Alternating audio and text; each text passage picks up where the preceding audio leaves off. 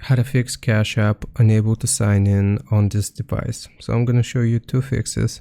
For the first one, if you're using a Wi-Fi connection, make sure that it's stable. And what we can do is disconnect from our Wi-Fi and use mobile data. If you're using mobile data, try switching over to a secure Wi-Fi network. If that doesn't work, we will go to our phone settings, and here we want to search for iPhone storage, just like that.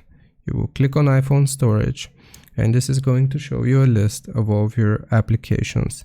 What you want to do is basically just find your Cash App application. I'll do this for TikTok, but we will click on offload app, and once your Cash App has been offloaded, you will select reinstall. This is going to verify the integrity of your files. I hope this helps. Leave a like and sub if this worked, and I'll see you next time.